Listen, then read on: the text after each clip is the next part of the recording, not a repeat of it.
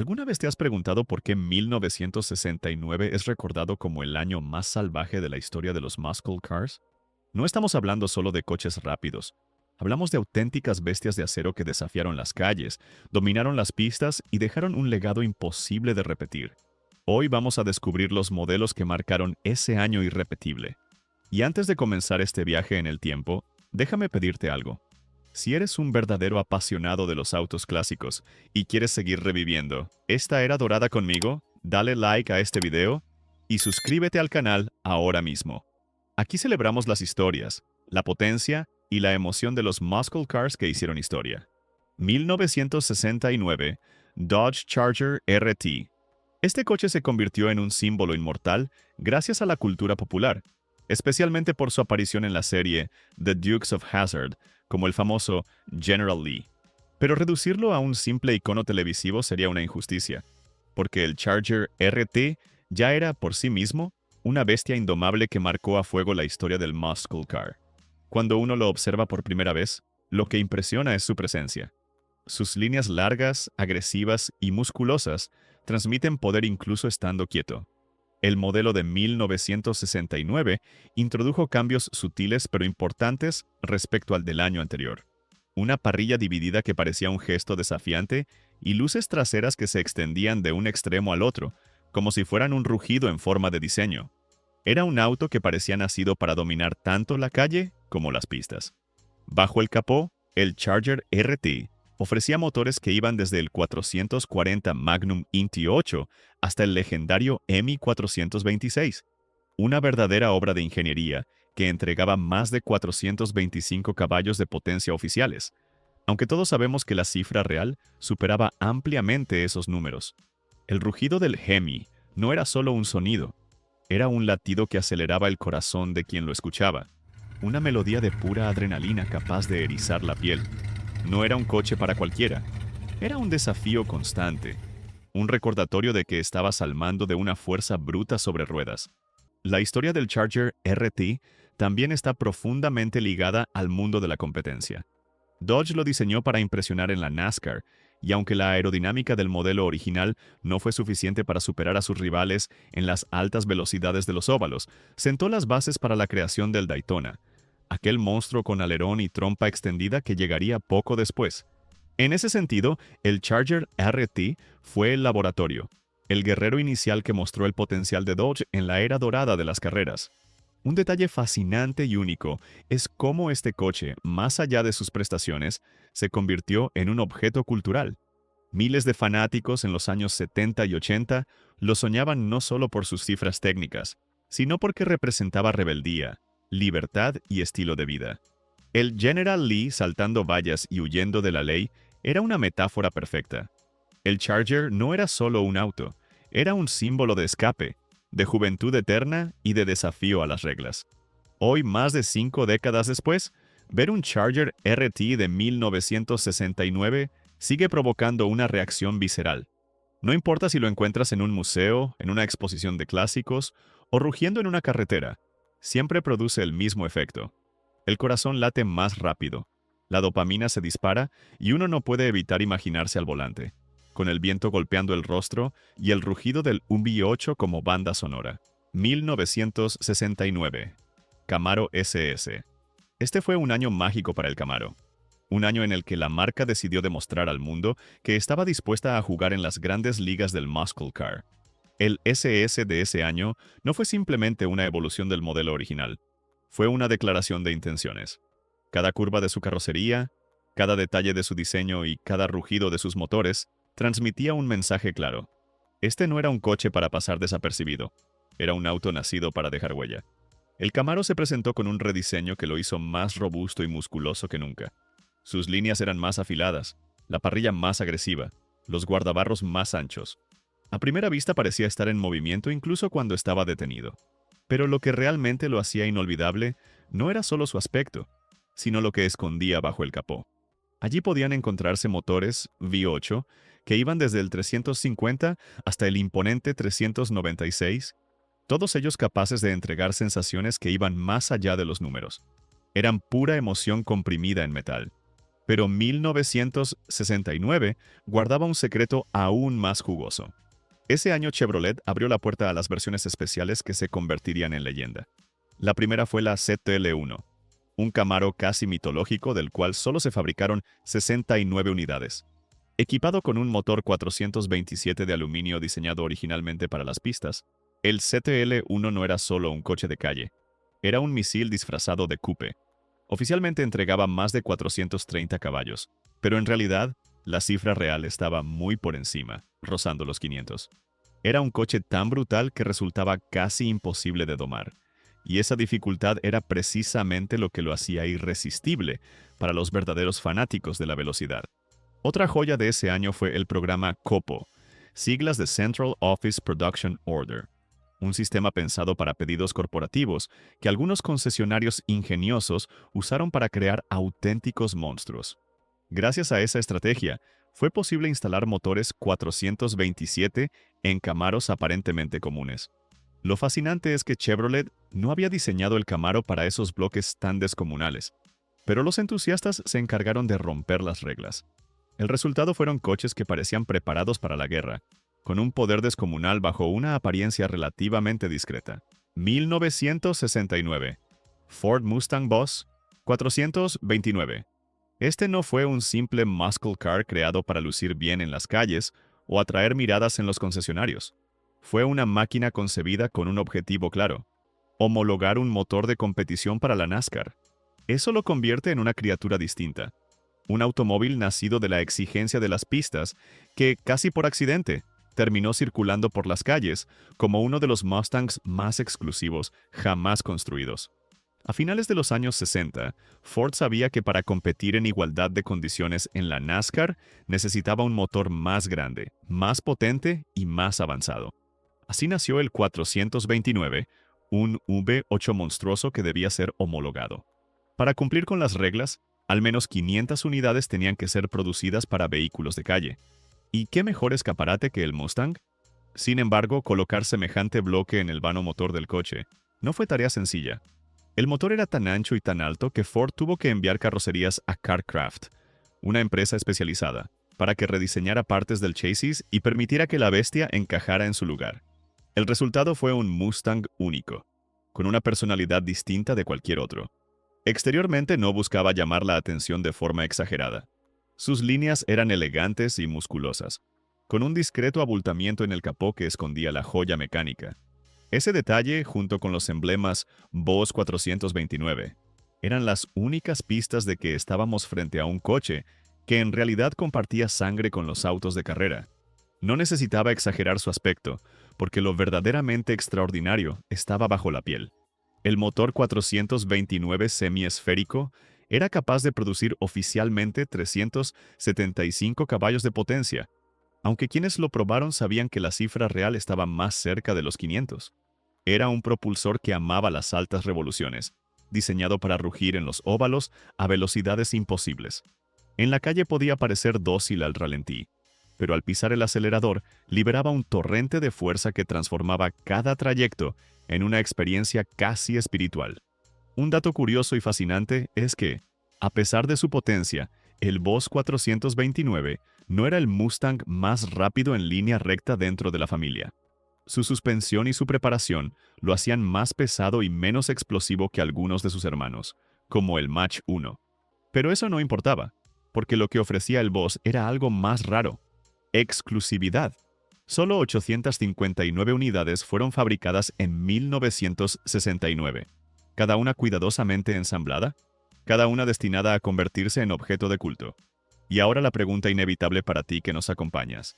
Si tuvieras que elegir entre el Camaro SS, con sus versiones SAL-1 y Copo, hechas para romper todas las reglas, o este Mustang Boss 429 nacido directamente de la NASCAR, ¿con cuál te quedarías?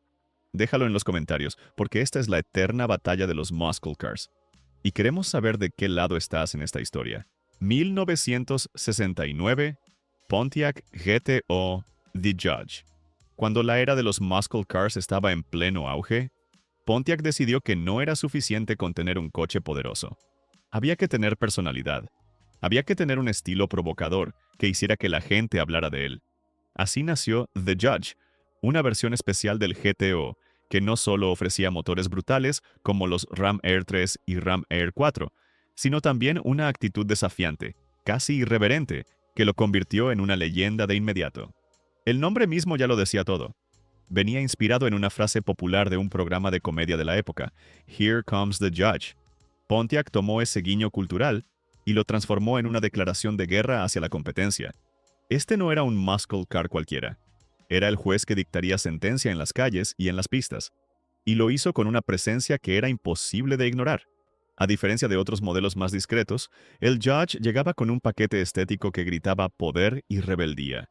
Se ofrecía con colores brillantes y poco convencionales, siendo el Carousel Red el más icónico. Además llevaba franjas laterales, un enorme alerón trasero y emblemas que dejaban claro quién mandaba.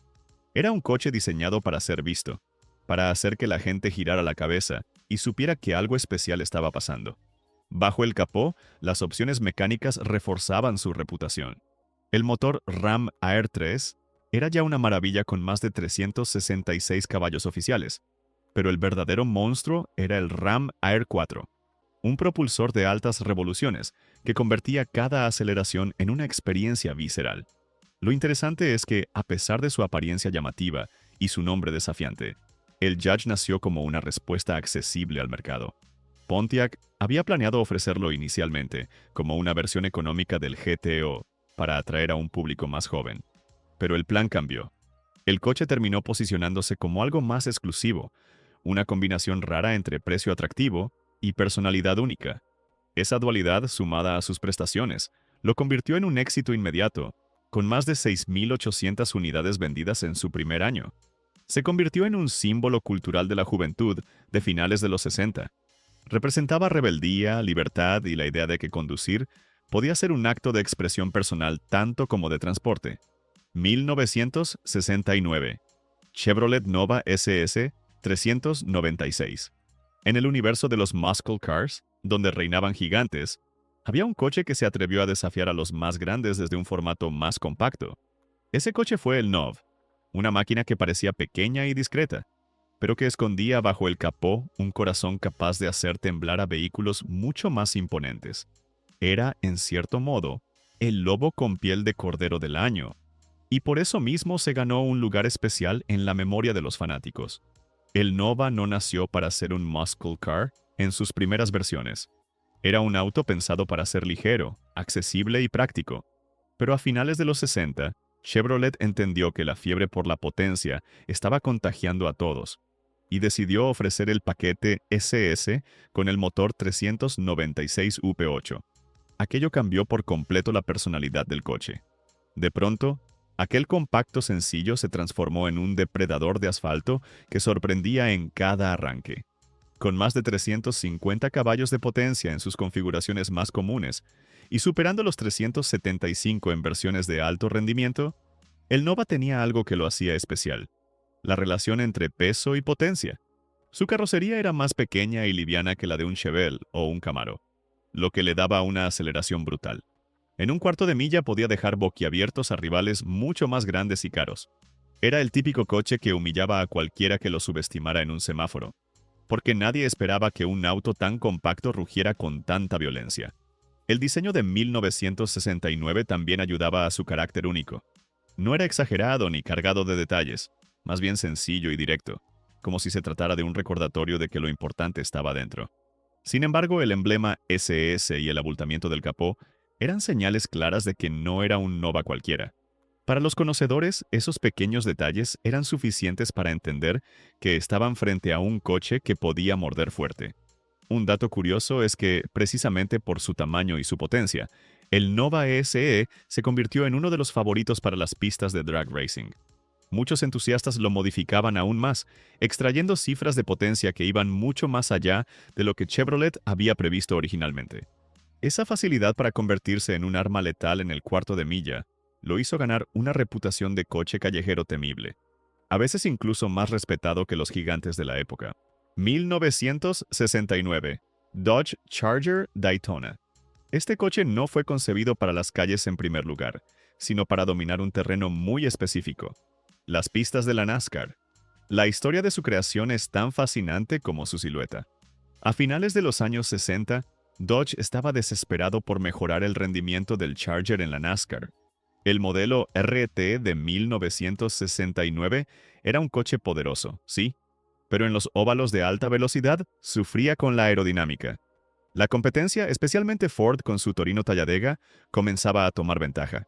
Fue entonces cuando Dodge decidió romper todas las reglas y diseñar un coche que pareciera casi de ciencia ficción. El resultado fue el Charger Daytona, que llevaba en su frente un cono de casi 50 centímetros de largo, diseñado para cortar el aire como un cuchillo. Y en la parte trasera, un alerón monumental que no solo servía como un elemento estético impactante, sino que tenía un propósito muy claro: dar estabilidad a más de 300 kilómetros por hora. Esta combinación fue revolucionaria. En 1970, un Daytona se convirtió en el primer auto de la NASCAR en superar la barrera de las 200 millas por hora, marcando un hito en la historia del automovilismo estadounidense. Debajo de esa carrocería futurista, el Daytona ofrecía motores igualmente impresionantes. Estaba disponible con el 440 Magnum y, para los más afortunados, con el mítico Hemi 426. Ambos motores estaban preparados para entregar un torrente de caballos que, sumados a la ventaja aerodinámica, convirtieron al Daytona en una bestia imparable en las pistas. Aunque solo se produjeron alrededor de 503 unidades para cumplir con la homologación, esa cifra fue suficiente para llevarlo a la historia como uno de los muscle cars más raros y deseados. Un detalle curioso es que, en su momento, muchos compradores de calle no entendieron el diseño. Algunos incluso consideraban ridículo ese alerón tan alto y esa trompa puntiaguda. Pero lo que en los concesionarios parecía extravagante, en las pistas era pura genialidad. El Daytona no estaba hecho para agradar a todos, estaba hecho para ganar, y lo logró con creces. Y aquí surge una pregunta inevitable para ti que nos acompañas.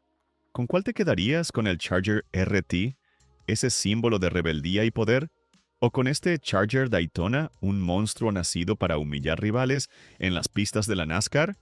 Déjalo en los comentarios, porque tu elección define de qué lado de la historia automotriz estás. 1969. Pontiac Firebird Trans Am. Ese año se produjo por primera vez esta versión especial del Firebird, y lo que pocos saben es que apenas se fabricaron 697 unidades. Esa rareza inicial lo transformó de inmediato en un objeto de deseo, y con el tiempo, en una pieza de colección venerada por los amantes de los clásicos. Pontiac quiso darle al Firebird una identidad más agresiva y deportiva, capaz de mirar de frente al Camaro Z28 o al Mustang Boss 302, que dominaban la escena. Así nació el Trans Am, bautizado con el nombre de la famosa serie de carreras SCCA Trans American. De hecho, Pontiac pagó regalías por cada coche vendido para poder usar esa denominación, lo cual demuestra hasta qué punto la marca estaba decidida a asociar este modelo con la competición. El Trans Am de 1969 no era simplemente un Firebird con decoraciones adicionales. Llegaba con un paquete completo pensado para el rendimiento. Bajo el capó ofrecía motores Ram Air 3 y Ram Air 4 de 400 pulgadas cúbicas, que entregaban entre 335 y más de 345 caballos oficiales. Pero lo más importante era su puesta a punto: suspensión revisada, dirección más precisa y detalles que lo hacían mucho más capaz en curvas que la mayoría de sus rivales. Era un coche nacido para devorar tanto rectas como trazados sinuosos. Un verdadero deportivo con alma de muscle car. Estéticamente, el primer Trans Am tenía una personalidad única. Solo estaba disponible en color blanco con franjas azules, un homenaje directo al automovilismo estadounidense. Añadía un alerón trasero discreto pero efectivo, tomas de aire en el capó funcionales y emblemas que dejaban claro que este no era un Firebird cualquiera. La apariencia era elegante pero con un aire desafiante, como si anticipara la leyenda en la que estaba destinado a convertirse. Un detalle curioso es que, en sus inicios, el Trans Am no fue un éxito de ventas. Su exclusividad no era tanto buscada como consecuencia de una producción limitada y de un mercado ya saturado de opciones potentes en 1969. Sin embargo, esa misma escasez lo convirtió en una joya con el paso del tiempo. Hoy, encontrarse con uno de esos 697 ejemplares originales es casi como ver un tesoro escondido. una cápsula del tiempo que nos conecta con el momento exacto en el que nació una leyenda. 1969. Ford Torino Talladega. Este coche nació con un propósito muy claro: conquistar la NASCAR. No fue un coche concebido para la discreción, ni para satisfacer caprichos de diseño. Fue creado como una herramienta precisa de competición, una máquina de aerodinámica afinada para romper récords y enfrentarse a rivales que ya dominaban las pistas. En un año donde la batalla tecnológica entre marcas estaba en su punto más álgido, el Talladega representó la respuesta agresiva de Ford para asegurar su supremacía. Hasta entonces, el Torino era un muscle car atractivo y potente, pero en las altas velocidades de los óvalos sufría un problema grave: la resistencia aerodinámica. Mientras Dodge preparaba el Charger Daytona con soluciones radicales, Ford optó por un enfoque más sutil pero igualmente revolucionario. El Talladega recibió una carrocería modificada con una trompa alargada y suavemente inclinada hacia adelante, diseñada para cortar el aire con mayor eficiencia. Además, los parachoques se integraron a la carrocería con una inclinación de 6 grados, algo nunca antes visto en un coche de producción, lo que le daba una ventaja vital en las pistas. Bajo el capó, Ford instaló el robusto motor 428 Cobra Jet V8, con una potencia oficial de 335 caballos. Aunque, como ocurría en la época, los números reales eran más altos. Este propulsor estaba diseñado no solo para entregar velocidad pura, sino también para resistir las duras exigencias de las competiciones prolongadas. El Talladega no era simplemente rápido, era consistente, un guerrero preparado para soportar el castigo de las largas carreras de NASCAR sin perder fuerza. Un dato curioso y muy interesante es que Ford construyó exactamente 750 unidades de calle para cumplir con las normas de homologación. Eso significa que, aunque su objetivo era la pista, algunos afortunados pudieron conducir en la calle un coche que prácticamente era un misil aerodinámico disfrazado de muscle car. Estos ejemplares se distinguían por pequeños detalles como molduras únicas, colores especiales y acabados que los separaban del Torino convencional. En competición, el Talladega cumplió su misión a la perfección. Con pilotos como David Pearson y Richard Petty, el coche se convirtió en un verdadero dominador, demostrando que Ford había dado en el clavo con su estrategia aerodinámica. Aquella temporada consolidó a Ford como un rival temible y abrió un nuevo capítulo en la llamada Aero War de finales de los 60. 1969, Dodge Coronet Super Bee. En una época donde los fabricantes competían por ver quién ofrecía más caballos y más agresividad, Dodge decidió dar un paso que sorprendió a todos: instalar el motor 440 Magnum con un sistema de 3 carburadores de 2 gargantas, el famoso Six-Pack. El resultado fue un coche tan brutal que rápidamente se ganó la reputación de ser uno de los Mopar más temidos en la calle y en el cuarto de milla. Lo fascinante de este modelo es cómo nació. El Super Bee había sido concebido originalmente como un muscle car accesible, una opción para los jóvenes que querían velocidad sin pagar el precio de un Charger RT o un GTX. Pero con la llegada del paquete A12 en 1969, ese concepto económico se transformó en un monstruo disfrazado. El 440 Six-Pack entregaba oficialmente 390 caballos de potencia, aunque en la práctica se acercaba mucho más a los 420. Y lo más impresionante era la respuesta instantánea del motor gracias a los 3 carburadores, que convertían cada aceleración en una descarga de adrenalina pura. Estéticamente, el A12 también se diferenciaba del resto. Llevaba un capó de fibra de vidrio con tomas de aire funcionales, sostenido por pasadores en lugar de bisagras convencionales. No había lujos innecesarios. Este coche estaba hecho para correr, y cada detalle lo dejaba claro. Incluso las ruedas eran especiales, con neumáticos de altas prestaciones que completaban un aspecto imponente y listo para la acción. Era un coche que gritaba potencia, sin pedir disculpas por ello. Un detalle curioso es que el Super Bee se convirtió en un favorito inmediato de las carreras de drag racing. Su combinación de precio relativamente accesible, potencia descomunal y facilidad para ser modificado lo transformó en la herramienta perfecta para quienes buscaban dominar el cuarto de milla. Muchos de estos autos fueron llevados al límite, lo que hace que hoy en día sea difícil encontrar ejemplares completamente originales, lo cual aumenta aún más su valor como pieza de colección. El nombre Six-Pack también contribuyó a su mística. No solo describía su sistema de carburadores, sino que evocaba una imagen juvenil, rebelde y casi provocadora, como si el coche fuera la encarnación metálica de una noche de excesos y velocidad. 1969. Chevrolet Chevelle SS 396. Si hay un coche que encarna a la perfección lo que significaba ser un muscle car a finales de los años 60, ese es el Chevelle SS. No era simplemente un automóvil potente, era un símbolo de brutalidad mecánica en las calles. Un vehículo que podía encontrarse tanto en la puerta de un instituto como rugiendo en el cuarto de milla, y que representaba el sueño americano de tener poder bajo el pie derecho. El Chevelle SS ya había debutado unos años antes, pero fue en 1969 cuando alcanzó una de sus formas más recordadas. El diseño de ese año combinaba elegancia y agresividad de manera magistral. Sus líneas eran musculosas, con guardabarros anchos y un frontal que parecía mirar con desafío a cualquiera que se interpusiera en su camino. Los emblemas SS, situados estratégicamente en la parrilla y en los laterales, eran como advertencias. Este no era un Chevelle común, era un Super Sport.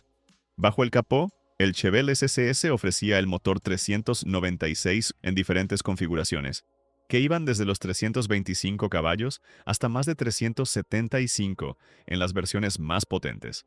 Esa cifra, en un coche de tamaño mediano, significaba que cada aceleración era un torrente de fuerza difícil de describir con palabras. Muchos propietarios recordaban que lo más emocionante no eran solo los números, sino la sensación visceral de empujar el acelerador y sentir cómo el coche literalmente se lanzaba hacia adelante con un rugido que erizaba la piel. Un detalle interesante es que el Chevelle SS 396 era también un coche relativamente accesible en comparación con otros muscle cars de la época. Esto permitió que se convirtiera en uno de los modelos más populares de su generación, tanto en ventas como en presencia en las calles. Su equilibrio entre precio, diseño y potencia lo convirtió en una especie de coche del pueblo para los amantes de la velocidad, lo que a su vez consolidó su leyenda. Un dato curioso es que, aunque el motor 396 ya era formidable, Chevrolet preparaba el terreno para algo aún más grande. El Chevelle sería uno de los primeros en recibir el legendario bloque 454 en 1970, pero la base de esa transición estaba aquí, en el SS 396.